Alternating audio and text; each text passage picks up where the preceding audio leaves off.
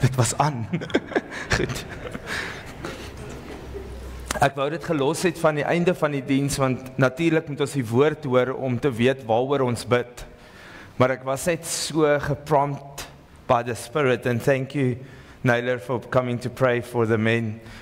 Ek was net so geprompt dat ons dit daar moet doen, en daar het nog 'n woord uitgegaan voor die diens wat uit Numeri 3:20 kom, wat die Here baie spesifiek gesê het, dat as iets omgedraai het, dan kan dit nie terugdraai nie. So as die Here in jou omstandighede 'n verandering bring, kan dit nie teruggaan nie.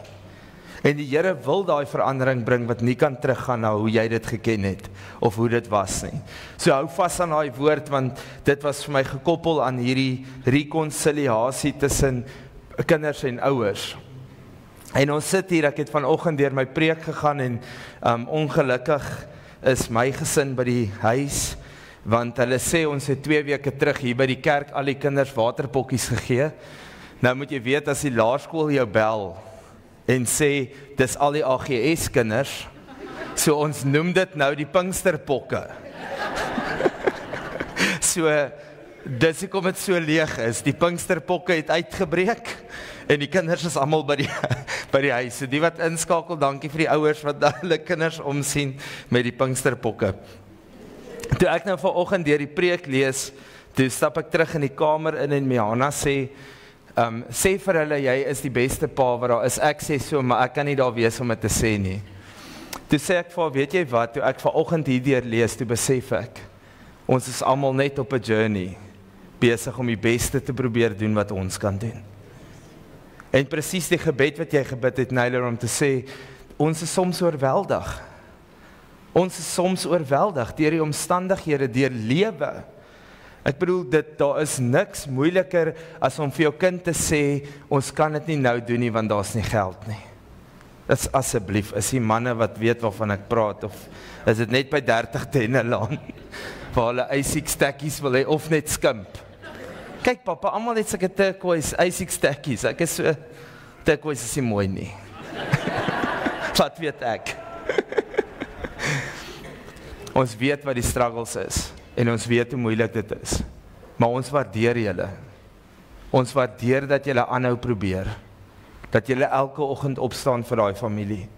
Al is jy partykeer in jou kop, die Here sien raak wat die intensies van jou hart is. Hy weet van waar af dit kom. En op 'n Vadersdag is dit vir my altyd, ons vertel altyd al die stout stories van my eie pa, is dit 'n voorreg om te kan sê, want hy skakel ook in, en julle sal dink, hy voel embarrassed oor die stories, hy gee nuus. Hy sê, vertel hulle toe Deda bietjie dit en dit gedoen het, of jou mamma uit die huis uit gesluit het, of ek met die BMX kroeg toe moes gery het. Maar wat ek vanoggend vir julle kan sê, is dat ek het by daai man goed geleer, wat ek nie in die kerk gesien het nie. Daar's vir hom nie 'n verskil tussen klas en ras nie, en ek kan onthou van 'n klein seentjie af, was ek so verbaas, dat my pa het die armste en die rykste presies dieselfde hanteer. Hy het nooit onderskei nie. En of jy swart, pink, geel of pers is, en jy kom by ons huis in, was jy presies dieselfde hanteer as elke ander ras. En ek kan dit goed onthou, ouens, ek kom ook uit die generasie voor 94, ek kan dit baie goed onthou. Hoe dat hy nie onderskeid getref het tussen mense nie. En toe ek in die kerk kom op 13, toe ek bekeer, toe sien ek hoe word daar hokke gemaak, waar kliks gevorm word oor wie's ryk en wie's arm, oor hoe rasse by mekaar kom in verskillende geboue. En ek onthou, ek het teruggestap, want my pa was altyd verskriklik teen kerk, omdat hy seer gekry het in kerk. En ek weet, dis die mense, dis nie die, ek weet. Maar die punt is, daai man het nooit weer sy voete in 'n kerk gesit nie. En ek onthou tot vandag toe, hoe ek met my ma saggies in die kombuis moes praat en sê, hoe kan hierdie onbekeerde ou hierdie waardes uitleef? En hulle wat Jesus sê, doen dit nie eers nie. Wat ek vanmôre vir jou wil sê is, maak nie saak wie jou pa is nie. Maak nie saak wat hy verkeerd gedoen het nie. As jy nie die goeie in hom kan raak sien nie, is jy nog nie vry nie. As sy hele prentjie net sleg is, moet jy teruggaan en vir die Here gaan vra om jou gesond te maak. Want daar's 'n lys goed wat ek kan opnoem oor wat ek nog steeds nie verstaan nie. Maar dit is nie belangrik meer nie, want dit is sy journey. Ons leer, maak nie saak hoe nie, of dit reg of verkeerd is. So vanmôre wil ek jou aanmoedig, kyk na jou eie pa. Ek gaan my nou ook later bel, dis net 'n gegrapmakery van die begin tot die einde. Hulle het met my verjaarsdag lekker gelag, Henko, want my pa bel, hy sê, Boetie, wat soek jy, 'n double cab? Ek sê, dit sal nice wees. Hy sê, Raptor, ek sê, Raptor sal nice wees. Nou praat ek op hierdie horlosie en Henko is saam in die gesprek. Hy sê, staan maar buite en kyk, hy gaan opdaag soos ek, nooit nie. En ek dink, Henko staan daar en dink, my pastoor se verhouding met sy pa is te mekaar. En ek lag so lekker, want ek het van die begin af geweet, dit gaan soos hy nooit opdaag nie. So. Maar dit is die verhouding wat jy met jou pa het, as dit gerekonsilieer is. Beteken dit nie jy aanvaar sy foute nie. As jy gerekonsilieer is met jou pa, beteken dit nie jy aanvaar sy foute nie. Dit beteken net jy het vrede. Al wat ek vandag vra is, maak vrede. Want jy loop met dit rond, hy leef sy lewe. Maak seker jy maak reg met jou pa. Goed, ons gaan vanoggend bietjie gesels oor die 3 Christianese terme wat ek noem, wat altyd so in geloof uitgeroep word. Die man is die priester, die profeet en die hoof van sy huis. En dan maak ek altyd die punt daarvan om vir die dames te vra, wat beteken dit vir jou? Dan hoor jy aan die einde van die gesprek, hy moet net doen wat ek sê. Dis priester, profeet en hoof. Soos Jesus humble himself and serve me. Hulle sê mos, die man is die hoof, maar die vrou is die nek. Ek het hom geoefen vir die Kaapenaars, want ons het mos 'n nek daarbo, ons het nie 'n nek nie. Maar hy draai, klink dit vir my, maar die kop rond, jong. Wat is regtig daai rolle van 'n pa? En dit was vanoggend toe ek vir myself 'n vraag moes vra. Alex, waar trek jy in hierdie 3 rolle? En as ek dit vanmôre preek, sê ek van die begin af, ek doen nie alles reg nie. Hier's van hierdie goed wat ek al reg kry, maar hier's van hierdie goed wat ek besig is om te groei in. So ek wil jou uitnooi om nie te hard te wees op jouself nie. Maar as jy hier uitstap en dink jy het gearriveer, het jy 'n fout gemaak. Jy moet weer onder begin om te leer. So Efesiërs 5:23 sê, want die man is die hoof van die vrou, soos Christus ook die hoof is van die gemeente, en hy is die verlosser van die liggaam. Die 3 terme priester, profeet en hoof, of hoof word anders beskryf as koning of leier, is 'n rol wat in ons hande gegee is. En dit is vir my so wonderlik, dat Abba Vader dit goed dink om deur die Gees dit te vergelyk met die verhouding tussen Christus en die kerk. En dan vra ek myself altyd die vraag af, Here, hoekom kom die vrouens so graag kerk toe? Maar hulle wil nie die verhouding met hulle mans regmaak nie. Want is dit nie dieselfde nie? Is dit as jy kerk toe kom, nie dat jy die liggaam is en dat jy Jesus herken as die hoof nie, en as jy huis toe gaan, is daai hoof se rol nou jou man. En ek kom 22 jaar aan, ek het julle al vertel, ek en my ma en my boetie het al ons knie deurgebid vir hierdie verlore treindrywer, wat my pa genoem word. Sy het homself gesalf, toe sy doodgaan, toe sê my pa, boetie, weet jy dalk wat het mami elke aand met my gedoen, want in die oggend as ek wakker word, dan blink alles so hiervoor. Sy het vir hom gesalf tot sy dood is, dat hy net gered kom in haar prentjie. Want sy het 'n begeerte gehad om 'n man te hê wat voorloop. Sy het 'n begeerte gehad, 'n man wat leiding neem geestelik. Wat eerste bid, wat vra waarvoor kan ek vir julle bid, in plaas van laat jou ma vir julle bid. So ek hoor julle begeerte. En vandag gaan ons kyk na hoe kan ons terugbeweeg in daai posisie in. Ons manne praat is ook 100% gefokus hierdie 2 maande op ons rol as man, as pa. Nou die eerste een wat ek wil praat oor is priester. Die woord hier word gebruik Cohen, en dit beteken die een wat in die middel is, of die een wat bemiddel. Nou hoor gou hoe het dinge verkeerd geloop in ons huise. Want as ek julle vandag die vraag moet vra, wie is in die middel? Jou laggie tannies is ons. Ons moet die kinders hier stil maak en ons moet die man daar stil maak en ons moet tussen hom en sy ouers intree en ons moet tussen hom en my ouers intree en ons wil net altyd die vrede bewaar. Dames, waar is julle? Net die wie se nie hier is nie, sê amen. Die ander sit maar net so, hy is die hoof. Wanneer ons sê, jy is die priester, is dit die rol van tussenintree. Tussenintree tussen God en ook tussen jou familie. Job 1 vers 5 is 'n goeie voorbeeld. Hy sê, en elke keer as die dae van die maaltye om was, het Job gestuur en hulle geheilig. Dan maak Job die môre vroeg klaar en hy bring brandoffers vir elkeen van hulle. Want Job het gedink, miskien het my kinders gesondig en God in hulle harte geseën. So het Job altyd gedoen. Job was die voorbeeld van profeet wat sê, vroeg het hy klaar gemaak, hy het offers gebring vir elkeen van hulle. Hy het ingetree vir elkeen van hulle. En ek gaan nou vandag baie van Jan Oosthuizen praat, my pa. En ek het dit al gesê, maar ek moet dit weer sê. My boetie was 'n dwelmverslaafde, wat in die tronk was. En ons het telke male vir Jan Oosthuizen gesê, kyk, ons is 6 feisty mense in daai gesin. Ons is al 6 ekstroverte leiers en dit gaan rof. En ons het vir hom gesê, hou op om elke keer om te help. Moenie die foon antwoord nie, sê ek die pastoor.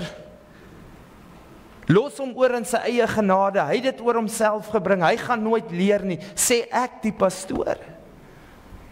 En ek onthou op 'n Vadersdag in Johannesburg in die kerk, kom hy so nader, ek het nog op die koortjiebord gewerk en hy het ingehak by my en hy sê net vir Dira, hoe loop ek weg van my eie kind af?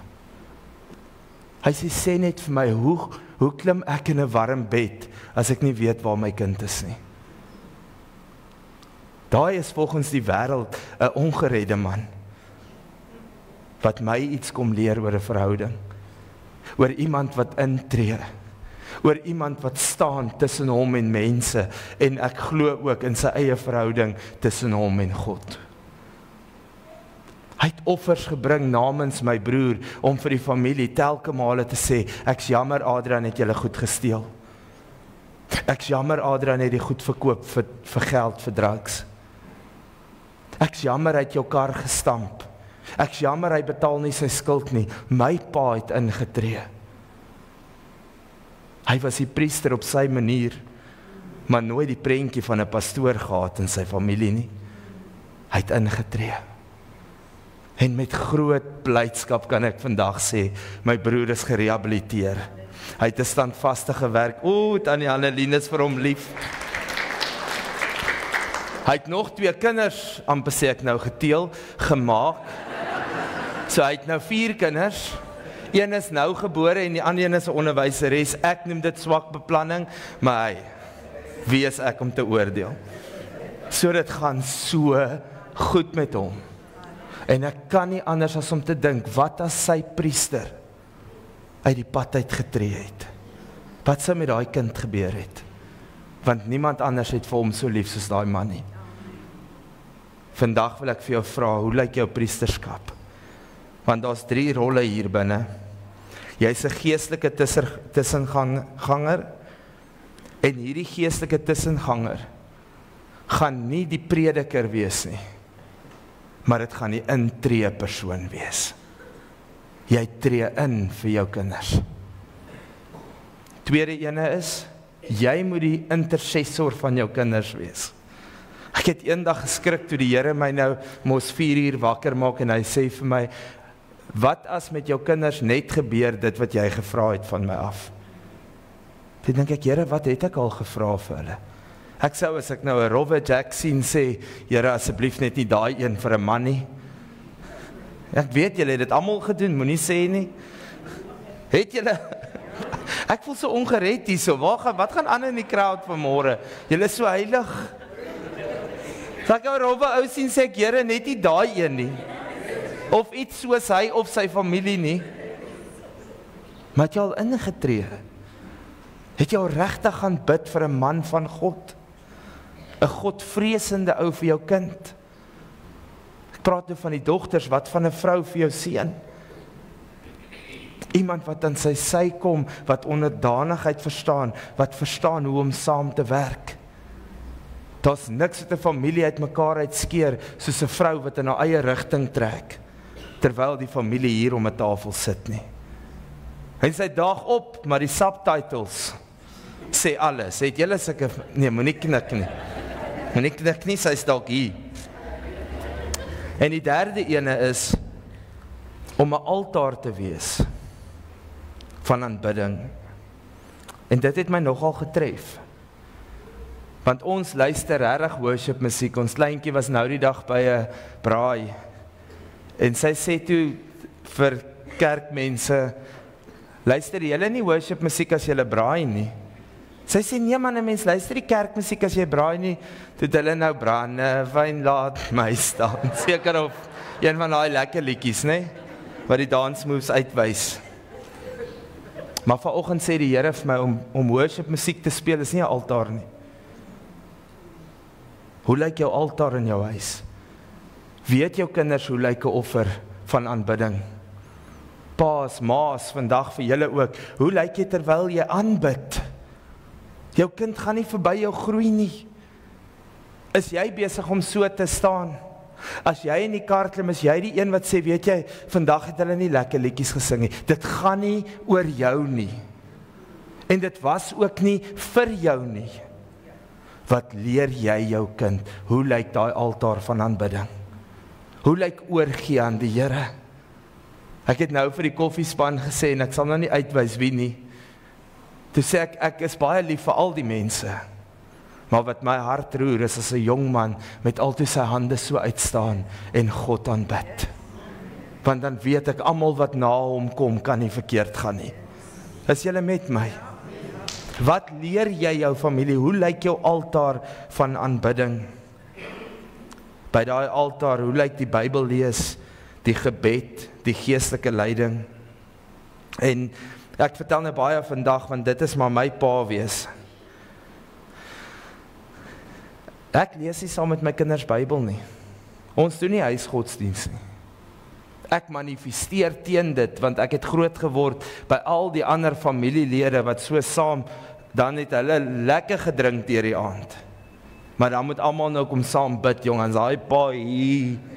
En dan dink ek, Here, dit kan mos nie van U af wees nie. So ek doen dit nie, want ek besef hoe ek skade opgedoen was.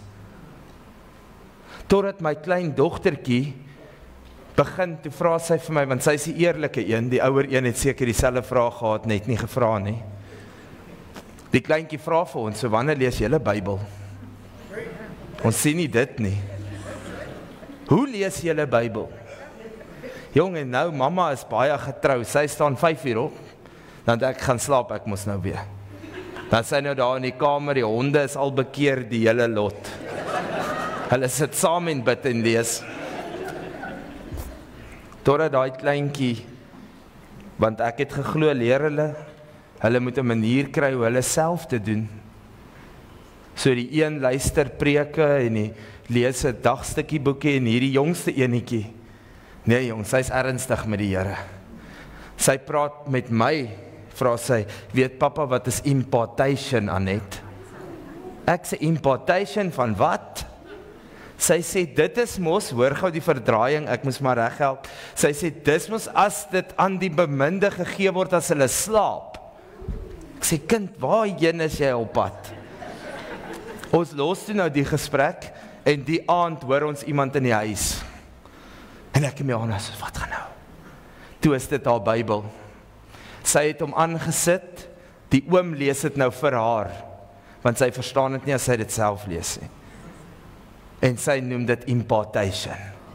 Sy sê die woord moet mos ingaan, in jou gees as jy slaap. Nou ons is nog besig om te help, maar dis haar manier, so ons los dit. Hoe leer jy jou kind Bybelstudie doen? Wat is jou antwoord? As hulle vra het, hoe verduidelik jy dit? Is jy die een vir wie hulle kom vra? Dit was my vraag aan myself vandag. En terwyl ons by priester is, wil ek vandag bely, ek is 'n pastoor, en dis die moeilikste om 'n pastoor en 'n pa gelyk te wees. Want dis moeilik om die standaard van hoe ek met julle handel ook by my huis te behou. Maar dank die Here dat al twee van hulle het op omtrent dieselfde ouderdom by my 'n afspraak gemaak as die pastoor. As wat hulle noem, hulle pastoor. 'n Afspraak gemaak. Weet jy hoe sleg voel jy dan?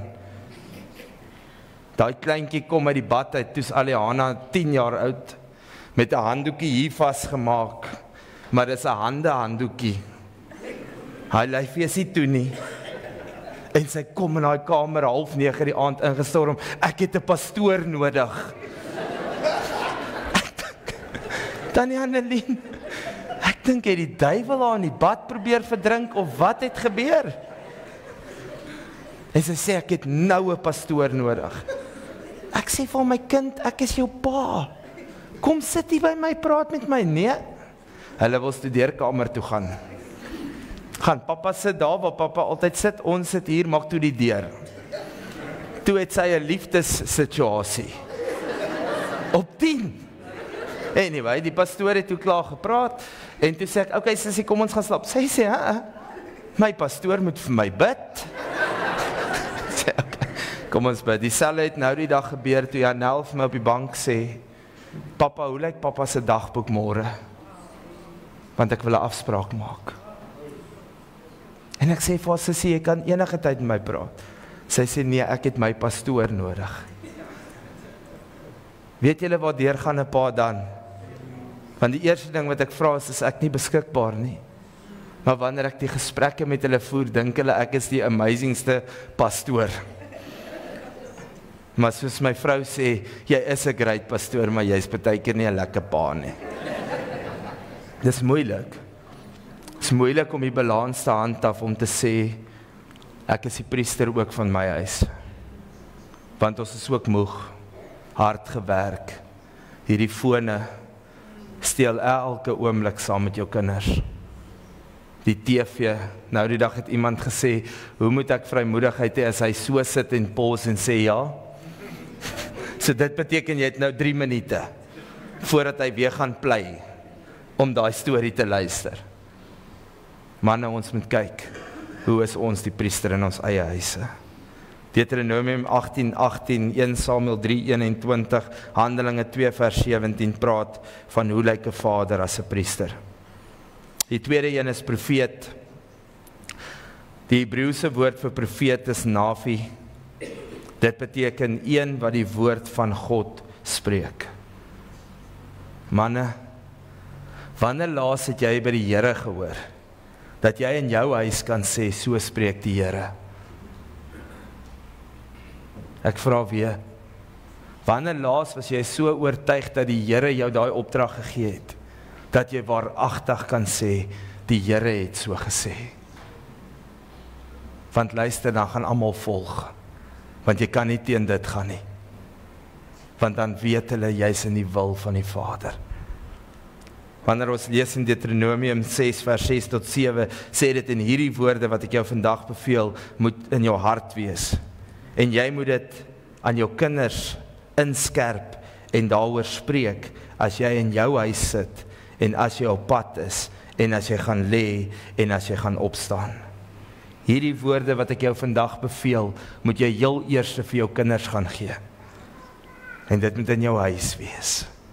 Die woorde, to prophesy. Hierdie is nie 'n waarsê nie. Hierdie is die ampt van profeet. Dis nie die gawe van profesie nie. Dis nie die Here wys my, ons gaan eendag in 'n mansion bly nie. Hierdie is die posisie wat jy inneem geestelik, om te sê ek is die profeet van my huis. Wat beteken dit? Ek sal hoor wat sê die Here vir ons familie. Manne, ek sal gaan hoor wat sê die Here vir ons oor my familie. Wanneer ons kyk, dan beteken dit eerstens 'n profeet, om by God te hoor, om te verstaan wat God sê, en om dit aan die huis te kommunikeer. Die derde een dink ek is so vanselfsprekend, maar dan besef ek tog nie. Want manne het nie meer die vrymoedigheid om met hulle gesinne te deel nie. Vir verskillende redes. Miskien het hulle daai posisie weggevat by jou.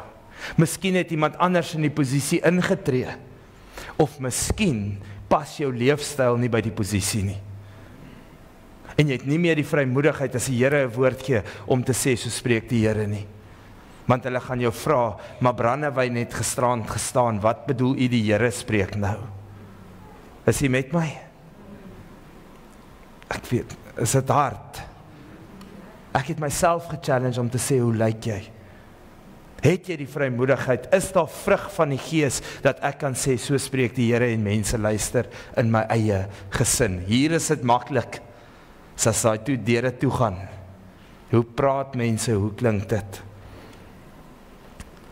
Wanneer ons kyk in Eksodus 28:1, 1 Petrus 2:9, Efesiërs 5:25, is die skrif wat aangaan by die een wat ek aanvanklik aangehaal het, dan praat dit van hierdie posisie as profeet. Die 3 eienskappe daarvan is 'n woordvoerder van God. Dis om God se wil te verklaar oor jou gesin. Is dit nie mooi nie? Om lewe te spreek oor jou gesin. En die derde een sê om te onderskei tussen die waarheid en die leuen. En ek dink die ouers doen goed met dit, my pa het my en my boetie telke male uitgevang. Hy het selfs ons oortuig dat ons vingerafdrukke van 'n klip met klomp stof op kan vat. Toe het ek net bely en gesê dit was ek. Dit was nie ek, dit was hy.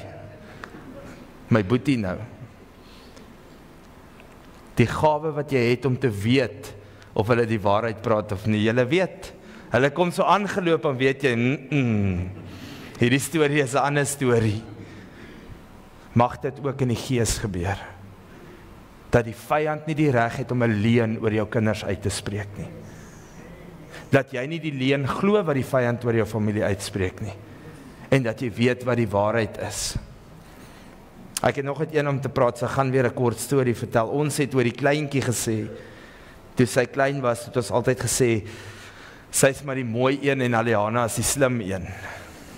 Dit was so erg, dat toe sy haar eerste rapport huis toe bring, toe lyk ek en Miana so verbaas, dat sy sê, julle het gedink ek is die dom enetjie. Wat spreek jy oor jou kinders se lewe? Ek wil vir julle vertel van krag in woorde. My eie ma, nou ons gesin is, ons en joune, myne, iemand anders en almal is saam together. So my ma en haar dogter verskil 13 jaar. So toe die eerste kleinkind gebore is, toe sy 'n mintige 30 jaar oud. Toe sy ouma word van die eerste kind, toe sê sy, as my 8ste kleinkind gebore is, kan ek maar doodgaan. Hoor gou, ek gaan vir julle vertel van hierdie profeteer oor jou kinders. Sy het gesê, as my 8ste kleinkind gebore is, kan ek maar doodgaan. Janel was die 8ste kleinkind. Sy is 19 Augustus gebore, my ma het voor haar broeikas gestaan, my skoonma was daar en ek was daar, en sy het gesê, nou kan ek maar doodgaan. 24 September toe blaas sy haar laaste asem uit. Op 'n ouderdom van 53. Oor dat sy dit uitgespreek het oor haarself. My eie ma het gesê, na die 8ste kleinkind, kan ek maar doodgaan. Net meer as 'n maand en 5 dae later, na die 8ste kleinkind gebore is sy dood. Pas op wat jy sê. En ek moet myself keer, want ek het my kind Pietie Potlood genoem, en toe sy in graad R is, toe sê hulle, sy herken nie haar eie naam nie, want sy vra wie is Janel, want sy is Pietie Potlood. Is gevaarlik. Julle gaan vir my gesin bid, reg? Dankie, waardeer. Maar Pietie Potlood weet nou haar naam is Janel. Sy. Pas op wat jy oor jou kinders uitspreek, en Probeer om 'n lewe van waarheid te lewe. En skakel kritiek en verwyte uit. Want kritiek en verwyte bring skade. En dit klou vas. It gives ground to the enemy to steal from them. Kritiek en verwyte. Die derde ene is om koning of hoof van jou huis te wees. Die woord in Grieks is kipale. Daai woord beteken, dis 'n bron, dis 'n leier en dis 'n gesaghebende persoon. Maar wat dit nie beteken nie, is diktator.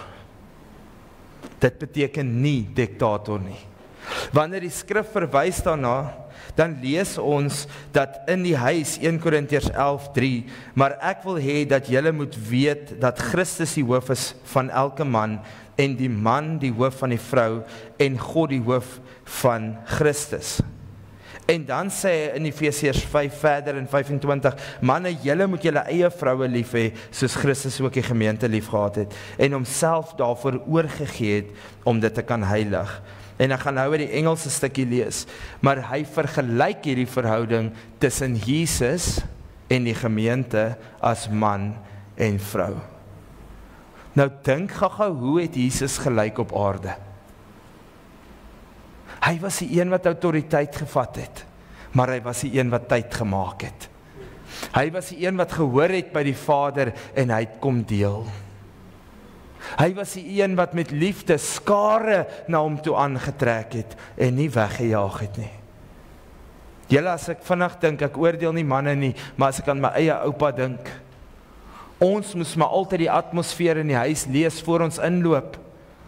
Dan sal my ouma al buite by die kar waarsku, oupa is man in 'n bui vandag. Wees maar versigtig vir hom. Dan het hy daar gesit. En jy het nie gedurf om groet amper nie. Is dit Jesus? Nee. Is dit Jesus om nader te kom, om te deel met mense, dat mense by jou wil wees? En toe skrik ek vanoggend toe ek myself die vraag vra, om wat te kom kry? To see the work of my Father. Is dit nie, hy het gesê, ek doen niks wat ek nie my Vader sien doen het nie. So hoekom wil ons by Jesus wees? Om te sien wat die Vader doen. Nou vra ek jou die vraag, sien jou kinders wat die Vader doen, wanneer jy in jou huis beweeg? Nog iets wat my laat skrik het, was toe ek in Efesiërs lees, hy sê, vroue, julle moet aan julle mans onderdanig wees. En dan sê hy later, en so moet julle aan mekaar onderdanig wees. En die Here maak iets wakker in my hart, met 'n troue eenkeer. Hy sê, besef jy, dat ek die groot God, is onderdanig aan jou? Ek sê, Here, nooit. U is aan ons onderdanig. Hoor gou wanneer ons bid. Hy luister, en hy doen. Is dit nie onderdanig nie? Soos ons aan mekaar onderdanig is, dat jy mag sê wat jy wil hê, in hierdie verhouding. Nou as ons dit deurtrek na man en vrou, en huis en kinders, wat as ons luister, en ons doen, soos Jesus, het 'n oor om te hoor, bereidwilligheid om te gee, maar dan, wat die beste vir hulle is, nie wat hulle wil hê nie, maar wat hulle nodig het. That's the discernment. Goed, ek wil gou praat oor die 3 rolle daarso. 'n dienende leier is iemand wat nie in 'n posisie van 'n tiran is nie, want dit was in generasies 'n groot probleem. Doen dit net want jou pa sê so. Of anders raak hy kwaad. Gou hardloop net gou, doen net gou. Ek weet, dit was in ons huis so, daai vriendelike ou met volk en vaderland. Jo, hy kom sit. Dan moet ons sy skoene losmaak. Daai safety boots wat hy nou 16 ure al in die trein aangehaat het. Ek was elke keer amper dood. En by elke keer was dit elke dag van my lewe. Ek onthou ek gaan iets baie persoonlik deel. Dat ek was al 19 jaar oud, eintlik al 20. Dan moes ek nog in die aand, dan het hulle my 'n SMS gestuur. As ek gaan kuier by die huis, dan het ek al my girlfriend by die huis, né? Ons lê en vry voor op die bank. Dan kom die boodskap hier deur. Dan sê hulle tannie Annelien, jy moet ons voete kom insmeer. Ek was al 20, dan moet ek 'n groen kaamverroom vat met daai growwe hake. Smeer ek daai voetjies in, al 4, dis al wat uitsteek by die bed, is die 4 voete. En ek het dit gedoen. Want my pa sê so. Vandag besef ek, dis eintlik tye wat ek kan koester. Maar daar het ek dit uit vrees uitgedoen. Hoe kry jy goed gedoen in jou huis? Hoe praat jy? Hoe lyk jou verhouding met jou kinders? Doen hulle dit omdat hulle wil, of doen hulle dit uit vrees uit? Die tweede een onder hoof of koning, is dat jy die verantwoordelikheid neem vir jou gesin. Ons moet ophou om daai pakkie vir iemand anders te gee. Dis jou werk. En dit beteken nie jy moet die grootste inkomste in die huis hê nie. Maar dit beteken dat jy die leiding van daai inkomste vat. Dit beteken dat jy voorloop. Wees betroubaar dat hulle jou kom vra, wat is die regte ding? Dat jou kinders jou kan bel en sê, hoe kan ek maak om 'n kar of 'n huis te koop? Mag jy die een wees wat die verantwoordelike een is. En die derde ene is, gee die visie en die rigting aan vir jou huis. Moet nooit ophou vertel waarheen is ons op pad nie. Wees altyd seker daar's 'n volgende mylpaal. En vandag het dit in my hart gestir, ons het dit neergelê. Want ons oorleef, ons leef nie meer nie. Ons oorwin glad nie. Ons oorleef net van dag tot dag. Manne, ek nooi jou uit, gaan hoor by die Here, wat is volgende vir jou gesin? Gaan hoor by die Here, wat is volgende vir jou besigheid, vir jou plaas? Gaan hoor jy by die Here, roep die manne by mekaar en sê, so spreek die Here. Kan jy daai impak imagine in jou eie huisgesin? Ek wil afgesluit het om nog 3 verse te lees, maar ek wil net daar stop. Ek wil jou die vraag vra, waaruit lei jy jou huis? Is dit uit liefde, of is jy besig om 'n diktator te wees? Of het jou huis so uit mekaar uitgeval, dat hulle jou lei, omdat jy nie sterk genoeg staan nie? Hoe lyk jou posisie? En die vrouens, ek waarsku julle, jy gaan verantwoording doen eendag, as jy die nek probeer wees. Die pak slaag gaan nie op hom rus, oor hy nie die man was nie. Die pak slaag gaan op jou rus, want jy het hom nie kans gegee nie. En hoe werk dit, Alex? Wat praat jy agter sy rug? Wat sê jy vir jou eie kinders oor hom? Want ons het te veel, het die deure toegeslaan waar my pa uitloop, en dan het my ma hom afgebreek tot in die afgrond. En dit het my prentjie geword van wie hy is. Dit het my prentjie geword wat my ma my vertel. Die oproepe tussen haar en haar eie ma, het die prentjie gevorm van wie my pa is, vir my. Wat sê jy agter sy rug? Want jy gaan verantwoording doen as jy hom van sy stoel afgehaal het. Dan moan jy omdat hy nie daar sit nie, maar jy het hom daar afgehaal. Jy gee hom nie die plek nie.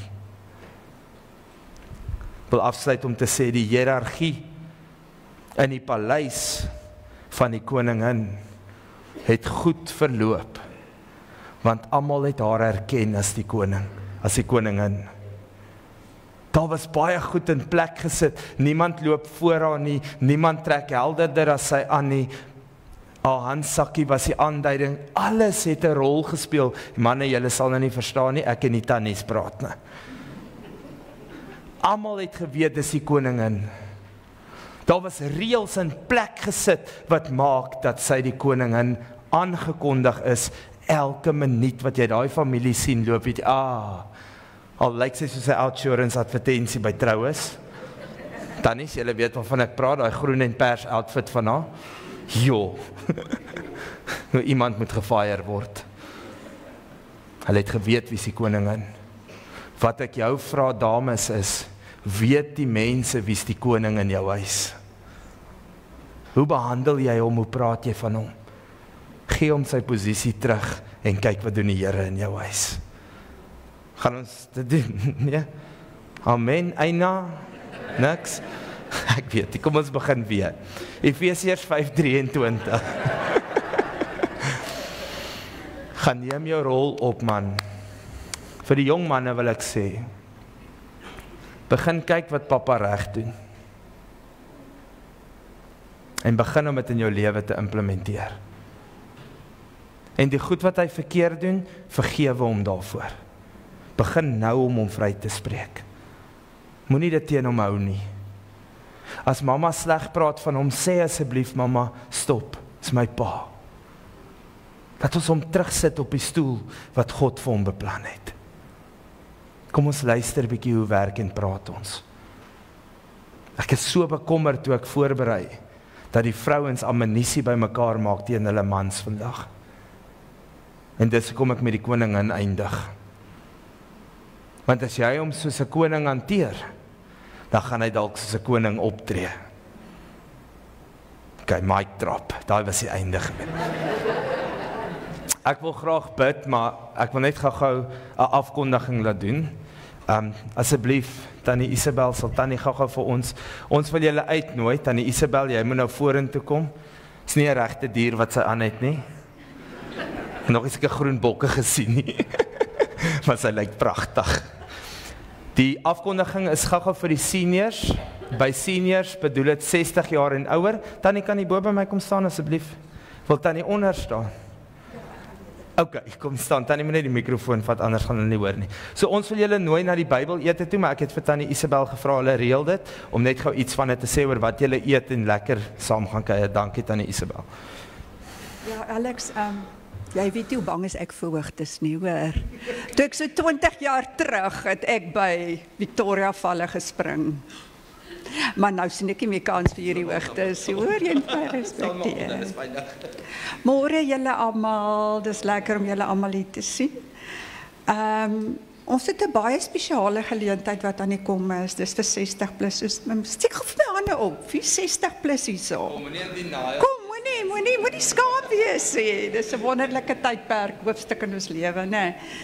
Wel die 28ste Junie, die Saterdagmiddag 3:00, het ons 'n 60 plus ete. Maar vir ons is dit 'n voorreg om julle almal te wil bederf of te gaan bederf. Ons vra net julle ondersteuning. En kom ek gaan gou so flissies deur die spyskaart. Die spyskaartjie is lekker gebakte brode, soppe, en daar is snoek en slaai, en daar is lekker vars vrugte. So ver dat ek en my man ry nou volgende week op Noord-Kaap toe. Ons bring vir julle lekker vars dadels uit die Noord-Kaap uit ook saam. Granate. Ek sê dit is mos 'n ou vrug. Ons moet ou mens vrugte. Granate is vir my so 'n pragtige vrug. Maar as julle iemand wil sponsor, asseblief mense, ons vra getalle. Ons gaan vir julle bederf. Ons gaan moeite doen vir julle. En ons mag eet tot ere verheerliking van die Here, né? Amen. Nee, lekker. Dis mos die lekkerste lekker. Net nie oor eet nie, né? Maar in elk geval baie dankie julle almal. Ons sal dit so waardeer as julle moeite doen om daar te wees. En ons wil dit graag die feesmaal saam met julle geniet. Baie dankie. Dankie Tannie Isabel. Ja, ons kan nou nie maklik om vir julle te praat nie, hoor. Dis moeilik. Die worship team kan maar opkom. Dankie vir julle. Die ander afkondiging is die Plaveisel projek, of kom ons sê net gou Selmarie, die registrasie, waar gaan julle wees as hulle wil registreer vir die Bybelete?